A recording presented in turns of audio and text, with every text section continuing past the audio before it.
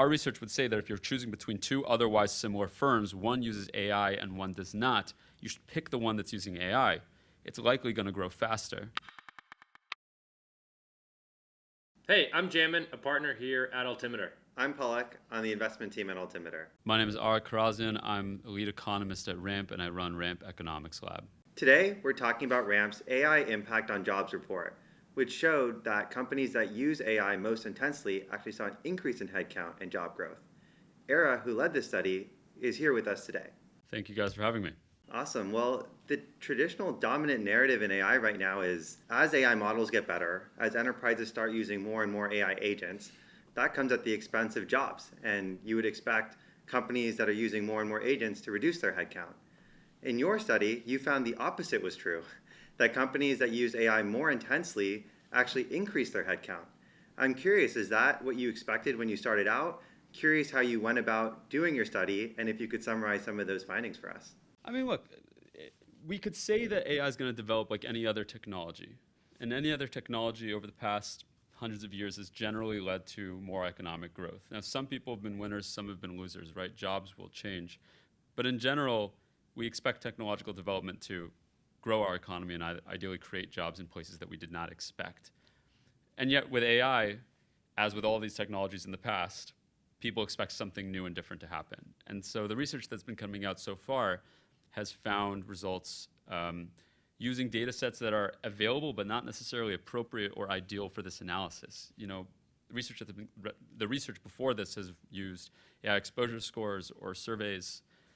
This is the first analysis of AI's impact on our economy to use firm-level spend data from Ramp, matched with actual workforce data from Revelio Labs to understand what happens when firms buy AI. Do their jobs go up or do they go down? And then how do they change within that? And then who's gaining from it all?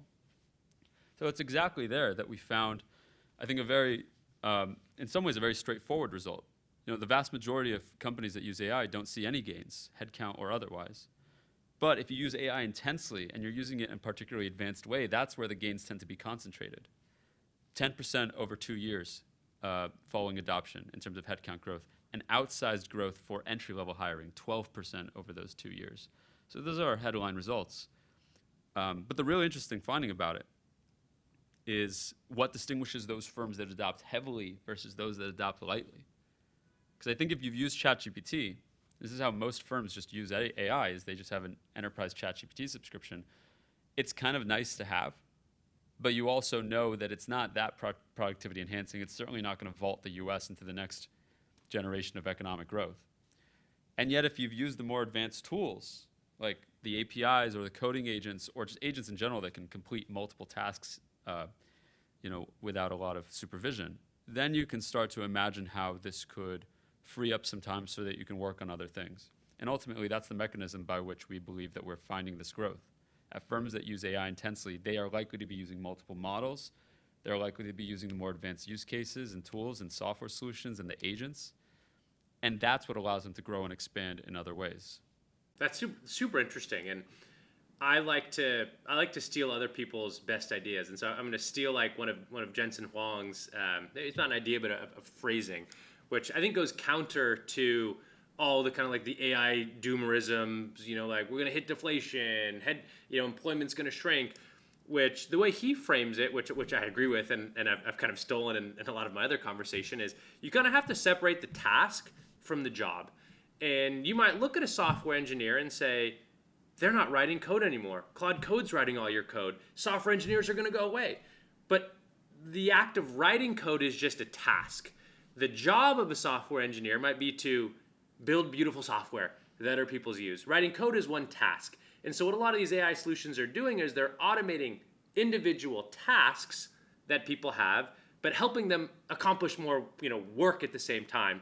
And I think what your data showed is that in some of these industries that are maybe kind of front running a lot of the AI adoption, customer service, software engineering, those industries are actually the ones that have seen the biggest job growth, which is probably counterintuitive to what a lot of people would think. But could you just break that down for us? Just like the types of roles, whether you are coding or customer support or these AI dominant roles, like why are those seeing more headcount growth? Well, if anything, actually, so far we're seeing pretty broad growth across job functions, and I don't think that's because AI is just promoting growth everywhere. I think that the firms that use AI end up accelerating in their growth paths following adoption, and the mix of jobs, it takes a little bit of time to actually see how firms are going to evolve and change in this sort of new economic environment.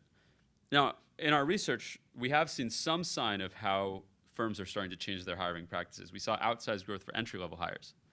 So that's the first sign that we have of accelerated growth as far as firms looking for different types of candidates. And we think that's because firms are likely looking for young people who are AI native and know how to use these models and know them well. And what better place to look than recent grads and people who are in college. Now, I will say also, to follow up on your point, a lot of the technologists who are very optimistic about AI's economic prospects, they don't necessarily understand the economic assumptions that they're talking about. When they say that AI is going to be great because it's going to lead to deflation, deflation's bad. We don't want deflation. Deflation's actually worse than inflation. That's why the Federal Reserve targets a positive inflation benchmark. That's why we want 2%. It's because we really don't want to go to zero and risk accidentally going to -1 or -2. So ideally, we won't have any deflation because of AI. but the sort of pundits and even the developers of this technology who are talking about the potential benefits of it, I don't think are thinking about economics as far as a system of interactions that it is. They're just thinking about the first order effects and thinking, oh, well, that must be a good thing because maybe the price of this one or two things will go down.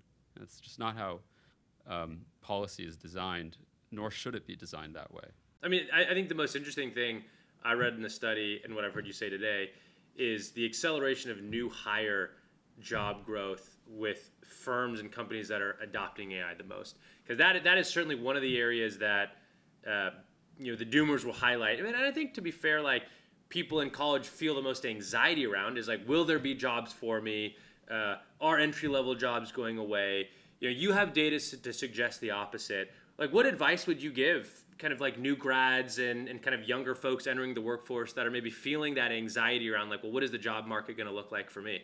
Yeah, I mean, exactly what you're pointing out is that if you're a person graduating college, you have been getting a lot of mixed messages about how AI is going to affect your life. You either go to the firm that's using AI and then you risk getting laid off because that's what's going to happen at any company that uses AI, or you don't learn AI and you risk being left out of this new technological transformation that everyone's telling you to figure out. Now, our research would say that if you're choosing between two otherwise similar firms, one uses AI and one does not, you should pick the one that's using AI. It's likely going to grow faster. But that information is not currently available to the job market. And on the flip side, how would you go about advising firms? Like, what made the high-intensity firms better than the low-intensity firms? And how do they think about ROI? Is it about, cutting headcount, job displacement, or is it about really increasing their productivity?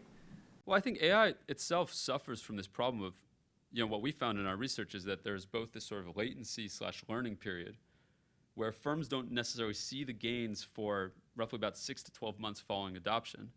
And then separately, there's a sort of threshold requirement that you don't see the gains of AI with a little bit of use, but you start to see them when you're a little bit more advanced.